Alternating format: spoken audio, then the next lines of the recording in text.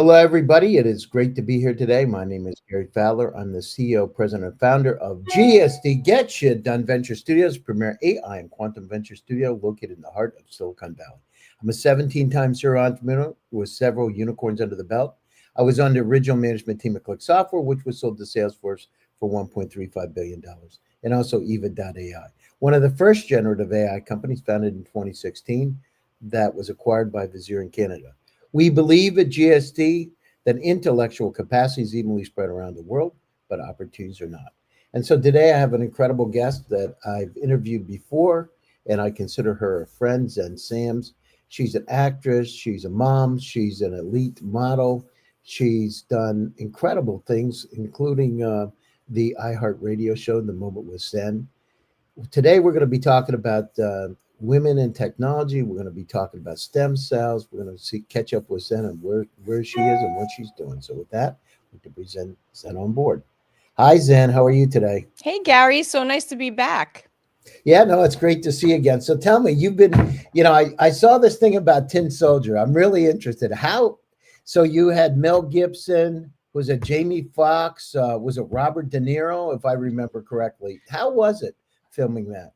Well, you got 2 out of 3. It was Jamie Foxx and Robert De Niro and Scott Oh, Eastwood that's right, Scott Eastwood. I'm sorry about that. Yeah, and yeah, Rita Ora. It was filmed in Greece 2 summers ago, and it's finally going to be released soon. And it was incredible. I mean, it was a great cast, and of course, Jamie Foxx is amazing.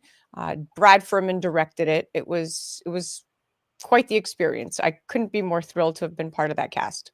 Now, how was it going back to Greece? Because I know you speak Greek, right? It's the motherland. I mean, it's Greece.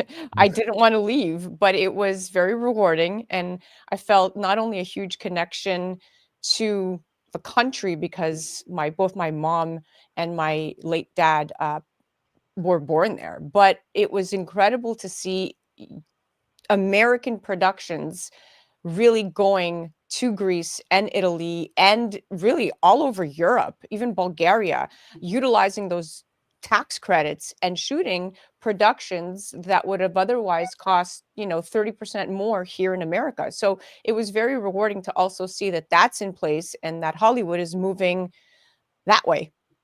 Now, how was it? I know Jamie Foxx had a stroke or something, right? How is he now? How was he then? Oh, he was perfectly fine then. I mean, this was prior to any of that. He was healthy, vibrant. He was on set.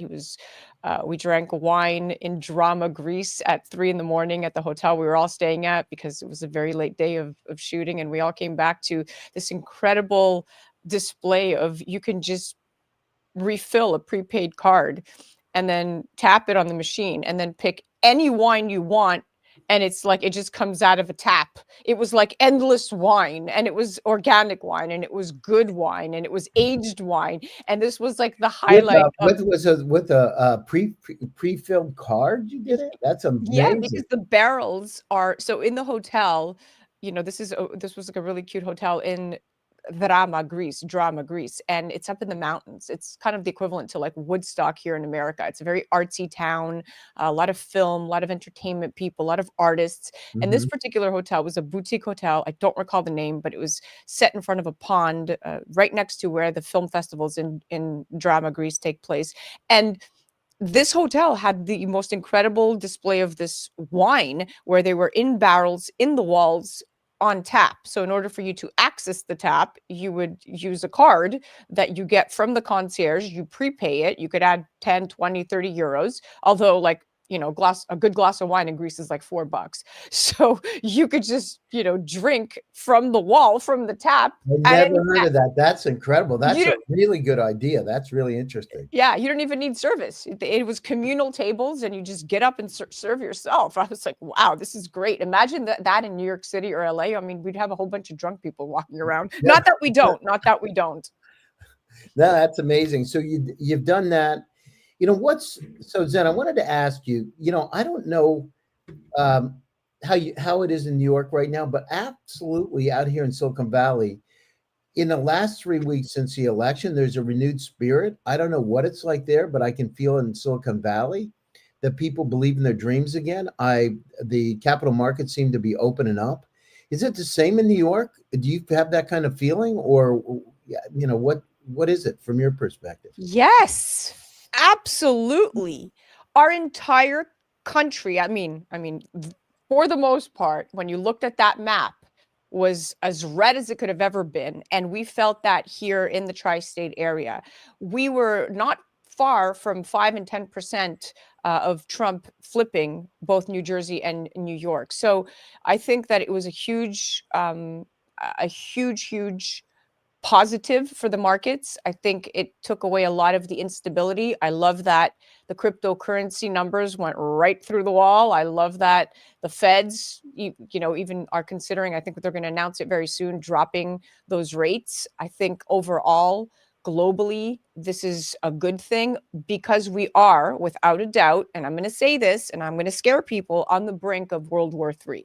And so I think we need all the momentum that we could get right now, not to scare anybody, but what's happening right now between Russia and the Ukraine and NATO being involved is very, very real. And this is all part of the bigger picture, if you will. And this started, of course, with the Islamic shadow war, because it was really never between Israel and Gaza or the Palestinian people. This is a shadow war with the Islamic regime between Israel and the Islamic regime that's now trickled into the rest of the world. So I think there's going to be a lot of instability to come. But what I am positive about are the next 12 months. And I think Americans should ride that wave and really understand the investment strategies at hand, because there's going to be some volatile times ahead of us. Yeah, no, I agree. It's really interesting. I heard yesterday that Trump administration is going to do something with AI and quantum computers, like the Manhattan Project, to really focus on that, and to really they understand what the value is. Right, having a quantum computer is 100 million times faster than the fastest supercomputer. That means what would take you 10,000 years takes 200 seconds on a quantum right now. Crazy, crazy. I'm thrilled to dive into this topic because we're in such a transformative era, Gary. I mean, AI, social media, and influencer collaborations are completely reshaping how businesses grow and connect with their audiences. And today, one of the things I want to focus and share is with the audience is insights into how artificial intelligence is actually boosting business growth, particularly when it comes to media, social media, and content creation, which I believe is at the basis of everything, right? When you're a brand, when you're a company, when you're a service. So the brands are now looking in collaborations, right? Collaborations with influencers and celebrities, and there's this movement of an inspiring role that women are playing in driving entrepreneurship forward that I am sensing. I don't know about you, but there's been more women than ever at the forefront of technology and artificial intelligence. Yeah, I mean, it's interesting because last night I was with some folks from Stanford. I got the keynote at a quantum event, the Quantum Society here. And it's real interesting because there's the capabilities are here, but the business wrap around turning it into a unicorn, the business wrapper in terms of starting the company, they don't have it, right, for the most part. And it was really interesting because, and it's not just the women, it's just because they just basically have technical backgrounds. They'll have PhDs in engineering, they'll have degrees in comp sci. And so we need to have that wrapper to take these things forward very, very quickly. And unfortunately, we have 168 companies inside of GSD now. They're from 59 countries around the world. And one of the things that we do is we look for those companies. We went to Nigeria, Ghana, Zambia, South Africa, Kenya, North Africa, Egypt, Indonesia, Malaysia, all over the world. And we believe that intellectual capital is evenly spread, but opportunities are not. We need to go down through, and everybody should have that right to be able to build their company. Everybody should have the right, medical. Look at the medical system's broken. It's crazy. And you go into a doctor's, and I don't know what it's like for you, but you go into a doctor, you need a concierge doctor if you want to get treated the right way. And Yeah. then the situation is, they're so overwhelmed, they don't have the data to be able to make the right decision. It's crazy. Couldn't agree more. I couldn't agree more. And there's a lack of information. And more importantly, they're puppets. They're puppets in a big system. Unless the doctor is a private practice, I shy away from them in general. But when you go to your appointment and you're more educated or more informed, than your practitioner is, which I find to be the case often because I do believe myself to be very well researched. So I don't walk into these appointments looking for answers. I walk into these appointments asking questions, right? Because I've already done my research and I just need somebody to put it into perspective. If they can't do that, they're useless. And guess what? Most of them can't. Most of them are just textbook. Let's just follow a checklist of these symptoms. And if you don't fall into within these symptoms, then we can't move on to the next chapter, which I find completely and utterly ridiculous.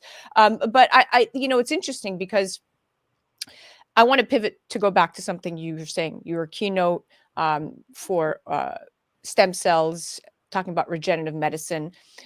But Gary, what's interesting is that with all of these advancements and with all of these brilliant minds behind these disruptive emerging industries, they have an inability to connect with an end audience.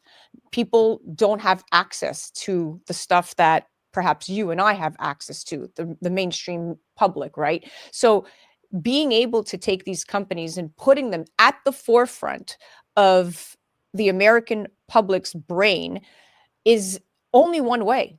It's through social media.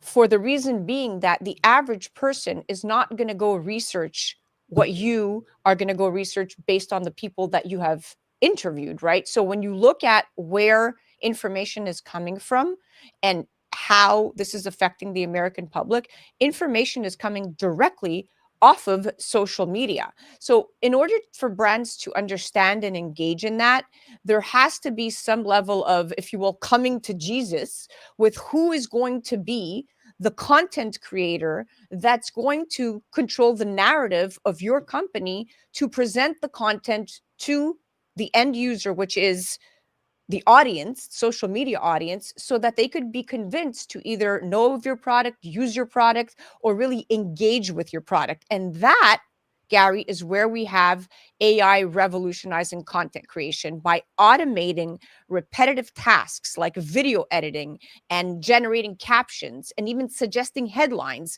This frees up time for creatives to focus on storytelling and strategy. So when you're trickling it down from the engineers who came up with this incredible service product offering, there's another silo involved. Now you need that creative department to bring that to market.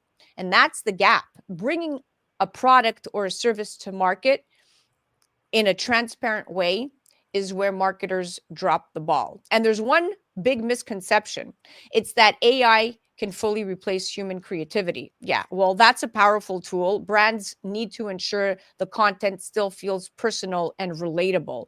And AI analyzes consumer behavior in real time. I use it for my show daily. And this offers insights like what content resonates most, optimal posting times, even predicting trends. So this truly helps us in our business, in our particular show, A Moment of Zen, and it helps the brand stay ahead of the curve. So I think that that's completely important for people to realize right now. Yeah, and so what I did is was really interesting, Zen. So for the stem cells, for myself, and also to develop a vaccine, I actually used 14 large language models as a team, and my dog got cancer, stage 4 cancer, and so what I did is I put into it. I said I need to go down through and cure cancer in my dog, and I put it into the large language models. And I've been working on, LLMs for a long time. 2016, we started one of the first generative AI companies, pre-transformer models, and sold it. So we've done this a long time. Anyhow, it came back with me of how to build the vaccine, who could help me build the vaccine, where that vaccine development could be located. And so I thought, what the heck, I'm going to check it out. So within 2 weeks, I had a vaccine built to be able to kill the cancer in my dog. And I had it back to the vet. So I had 3 vets, an oncological vet, a surgical vet, and a GP vet. I couldn't believe it. I was blown away that these LLMs could help me to be able to find things, to be able to cure diseases, like no bullshit, no hallucinations, direct to the point. Wow. And so when I did the stem cells on myself, and I had 44,805,000 stem cells put inside of me. So systemically through an IV, I also had placenta plasma put inside of me. And I got stage 3 kidney disorder. And it was because of taking too many ibuprofens because my back hurt. Every night I would take 2 to 4 ibuprofens to sleep. It hurt that bad. So anyhow, what happened is miracle happened. So about 6,000 people have gone through this kind of a live stem cell treatment, this type, where you use a mesenchymal stem cells. In 3 hours after I got it, my back stopped hurting that it hurt me for 30 years. 30 years then. I couldn't walk. My leg would get numb. My right leg completely stopped. Wow. Wrinkles in my And you went face. to Thailand for this, correct? I went to Thailand to the top guys. So why did they do it over there? Because they don't have it approved over here. They use umbilical cords, which are medical waste, right? So they work out deals with these women that are having babies, match you to them, give you these blank stem cells instantly. They go into your body through an IV, and they go into your brain, your heart, your lungs, um, neuralgia. It's unbelievable, and it feels like electricity going in your body. Within 3 hours, 3.5 hours, the pain went away, completely away. So I mean, I could barely walk. I had sciatica. I had all kinds of things. The point is, why isn't that distributed to everybody? Why did I have to go to Thailand to get it done with Harvard, Stanford, MIT trained doctors to get it done when it could be done here? Why isn't this democratized? If you have Alzheimer's or dementia. They've had patients come in there and they're 90%, depending on the level that they're at, but 90 plus are completely cured of this stuff. And why not go in there and do the preventative? I saw a guy that had the nuclear super cerebral palsy, couldn't walk. The guy freaking within 2 days started to walk again. It was insane. It was like God himself, Jesus Christ put his hands on him. I've never seen anything like it. This is And fascinating. it's unbelievable. I mean, when you speak about regenerative medicine, which is what you're talking about, this is one silo of it. It's really a form of treatment that just uses the body's own cells to promote healing. It's a simple thing. But this And I one didn't though, Jen. This didn't use your own cells. You're getting blank stem cells, from you somebody know, else's. yeah, somebody else's. And the difference is when you use your own stem cells, they're still old. But you can imagine having those stem cells that come from an umbilical cord matched to you go into your body, you start to feel young again. You get energy, your mood changes. I had the best night's sleep I've had in years the day after. I mean, it's just, I got back some of my hyperactivity that I used to have when I was younger. I didn't realize that was the downside of it in a good way, right? You get motivated. But Yeah. he's, you know, um, Mel Gibson's father went and had it for a heart attack. So I don't know if you had that conversation with him, but uh, people like Mel Gibson was on Joe Rogan talking about it. Celebrities go over there. People don't talk about it like they should. They should open it up so that listen, if you got Alzheimer's, dementia, or Parkinson's, there's an option, there's an opportunity instead of this crazy thing of it's like drugs are a subscription model. Why in Yeah, the world do they put us on these things when they can cure? When we without a can doubt. take care of these issues, it's nuts. You know what I mean? It's nuts. I did it myself. People said they tried to scare me before. Oh, you're going to die. It's bad. I did my research and oh, by the way, I used a large language model and it researched every medical journal that was out there that was available on the internet and came back with 100-page report on what I should do.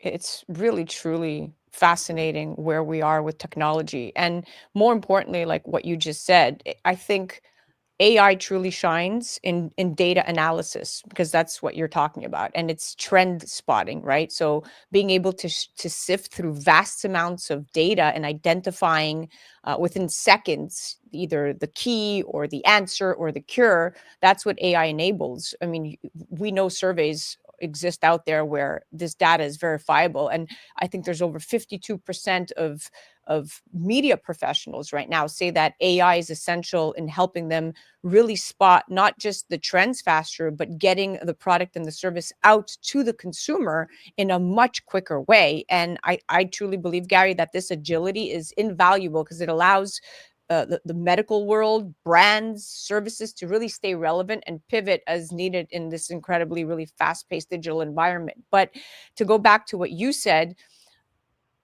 I think that the mantra for precision medicine is the right treatment for the right patient at the right time, right? And if you can identify the best cell therapy formula for each individual treatment, then you have a much more precise way of offering this to patients. But we are moons away from that here in America, with FDA being a huge roadblock. So I think that people do need to do the research, explore like you did, different parts of the world that are offering this, that are trailblazers in this particular area.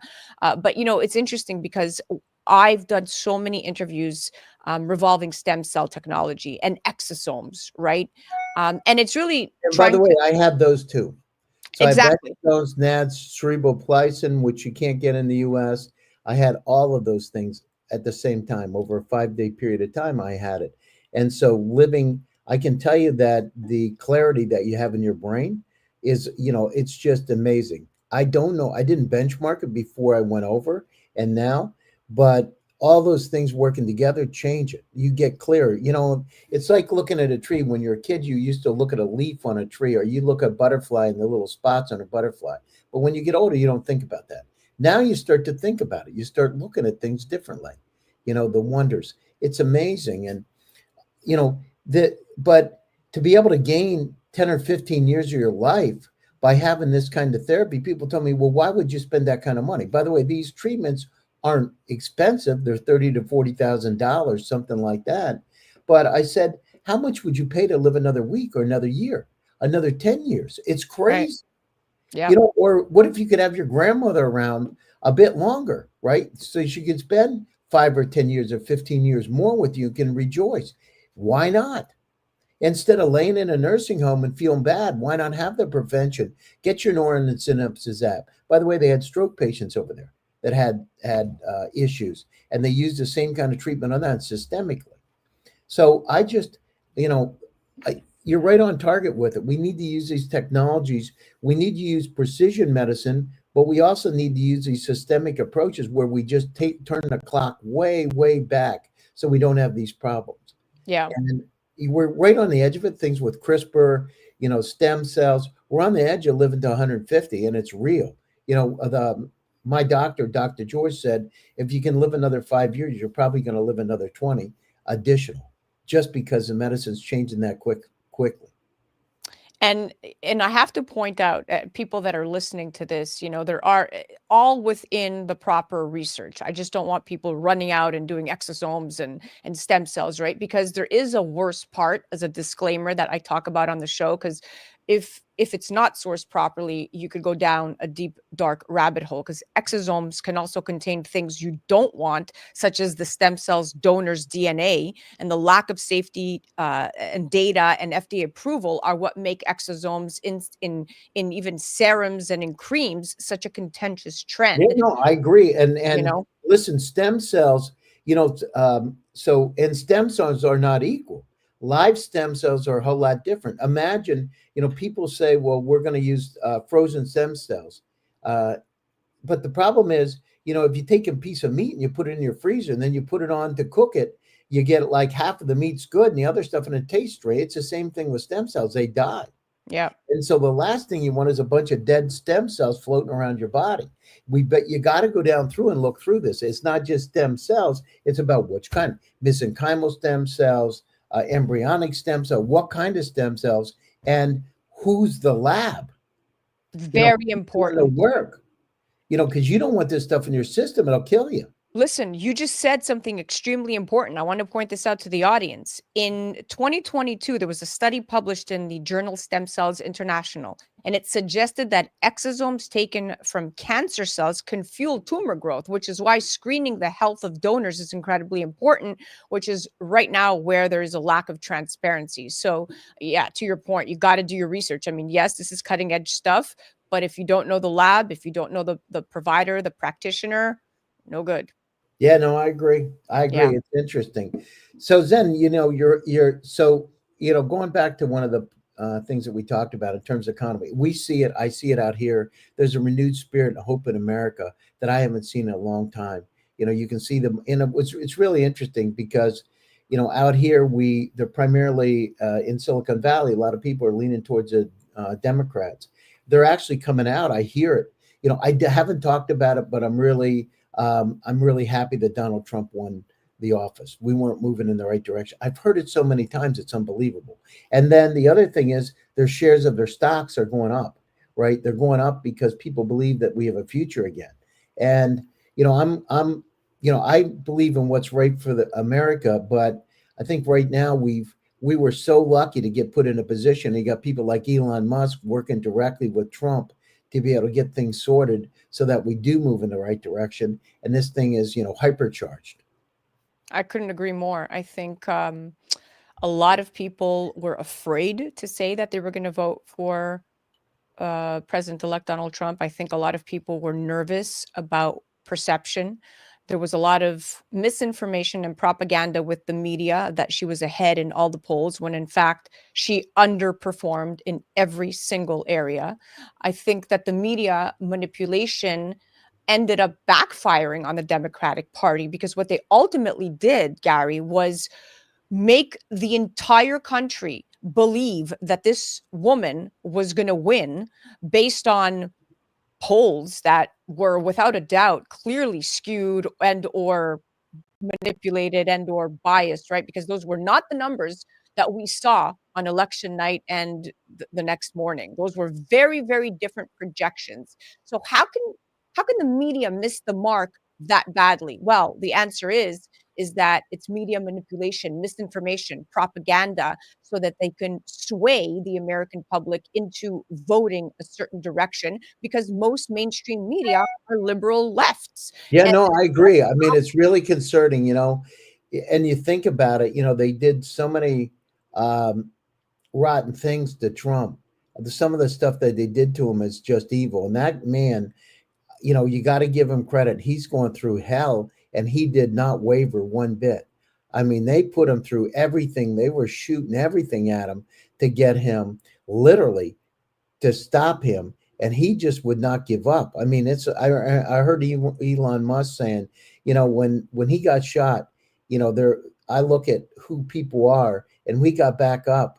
You want somebody that's going to be strong. You don't need somebody weak. And this is not the time to be weak. This world has really got a lot of challenges, and a weak person is not it. So, yeah, I see it out here in Silicon Valley, and we need to look at things like AI and quantum computers. If we're going to succeed, we need to go back to our roots. The reason Silicon Valley has been so powerful is because of the Cold War and because technologies were developed to be able to keep us, safe. And we need to go down through them. We need to focus on these technologies, and we need to help, and we need to have national initiatives out there to be able to do things, because it's not going to just help for defense. It's going to help for healthcare. It's going to help for supply chain. It's going to help for education. It's going to help us in so many different ways. And if we don't do it and come in second, nothing good's going to happen. yes, I could not agree more. And another area that I'm pleasantly surprised in is that President-elect Donald Trump has been placing women in positions of power more so than I've seen any other Republican president do so in recent years. I mean, he is just handing out these roles, and I see a lot of women, and which brings me to the rise of women influencing business and entrepreneurship. I think that has to be really addressed and talked about because women have come such a long way. We're driving innovation by bringing fresh perspectives and empathy and a collaborative approach. We reshape industries in such meaningful ways, Gary, that I think uh, women's strength and power has been overlooked for many decades in Silicon Valley. It has. But I mean, the other thing is the women have not, unfortunately, minorities have not. You don't see enough black CEOs of companies. They're just not. It's crazy. And we got to go down through, and we've got to use those talents and be able to support those talents and nurture those talents to bring them to places like the Valley. It's crazy. And the other thing is, we need to have. It's not to get you not let immigrants into the country, but we need to leave people that are smart that come in that have dreams. It's like, in my perspective, you just don't open the door for everybody. You want No. criminals coming in. You want people that are going to add value to society, like we used to do. I mean, it's incredible. Half the founders of companies out here are either first time immigrants, or they're from families where they're second generation. They're here for a dream. Yes, and it's a vetting process. We're not saying open the border to every illegal immigrant like the Biden administration did. We're saying vet the process, make sure that we're taking the proper steps and protocols to not allow killers and criminals and thugs into our country, but to your point, innovators, movers, shakers, forward thinkers, scientists. Donald Trump made a really good point. He said, "Why do we give foreign students visas to come here to America that last only for the duration of their education? They get Ivy League school education, they get everything America has to offer, the American dream, and then they're going to take that I and go agree. elsewhere It's insane. You know what and I mean? build an empire elsewhere. We need to keep them here." Yeah, So no, there's I a huge agree. issue with immigration. They have the whole system flipped up. These students should remain here in America if they made the investment to come here and pay their way for this kind of education. Why send them back? Yet we have migrants coming through the door, killing innocent girls like Laken Riley, who, God rest her soul. I mean, her family is mourning her in Georgia. This was a terrible, terrible, terrible story. But that's a migrant who got let in illegally, who has no remorse for I killing agree. a woman, right? Well, yeah, I know, I agree, and that's the problem, and the good news is we're on the in the right direction again. Trump's in office, Elon's there. They are focused on AI, quantum computing, amongst other things. We have an opportunity to finally turn this thing around, and it feels really good, Zen, to be back. If I thought we were gone, and it feels really good to be back. And the other, the other crazy thing, I hear these celebrities saying, "I'm going to move out of the country. I'm Bye leaving." bye.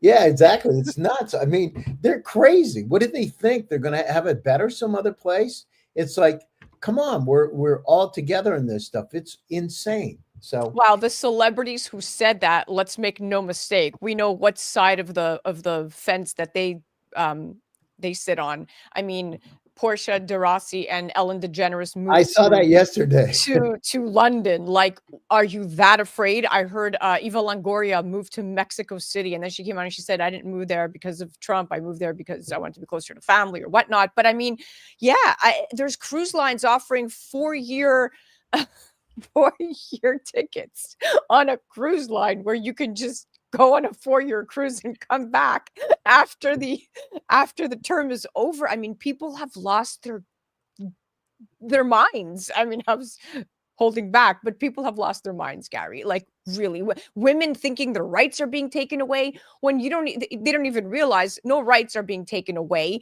First of all, here in New York State, we're codified. A woman can have an abortion anytime she wants, but it's up to each individual state. And the only reason why up until now it was an issue is because when Roe v. Wade got overturned, it was overturned under Biden's administration, and Biden never went back to really have a look at where you can place certain bills and where you can really take that Roe v. Wade decision and put those life-saving implementations into special cases. By the way, 83% of Republicans are in favor of saving a woman's life, and in favor of the mother's life over the baby's life. So I don't believe that Donald Trump wants to strip women away from their rights. What I do believe he wants to do is mitigate how many abortions are being done in the last trimester where babies are being murdered because of poor decisions, reckless behavior,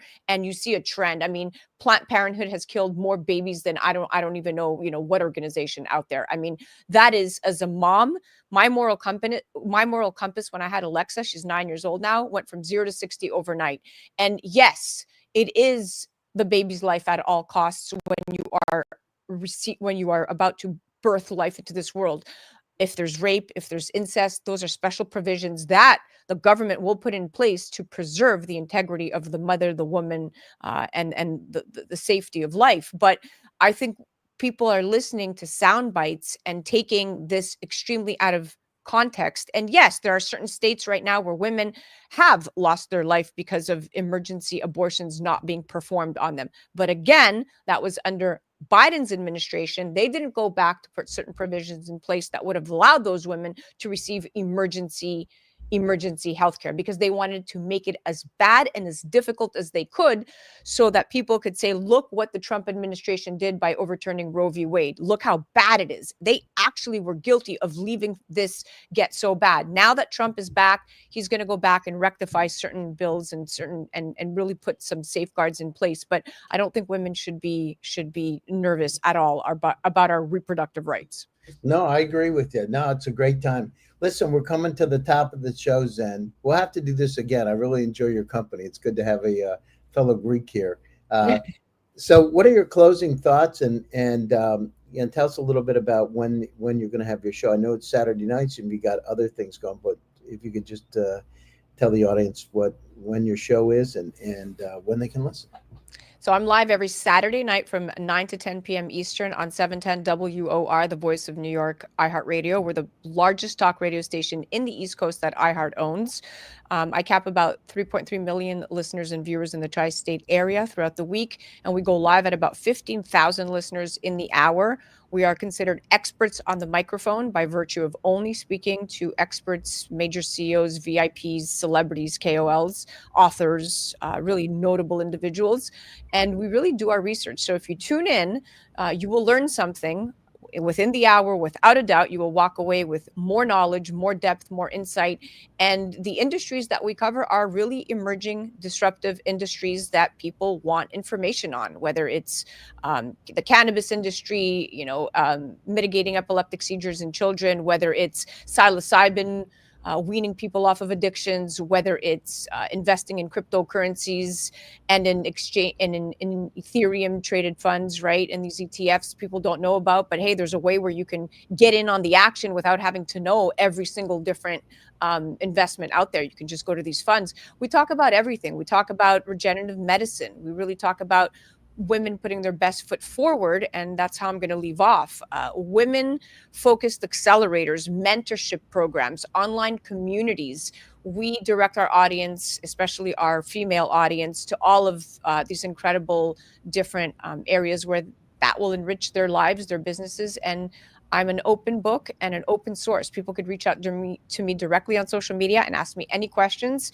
But yes, we are very much passionate about what we do. And I can't wait to air this Saturday night, 9 to 10 p.m., which is tomorrow.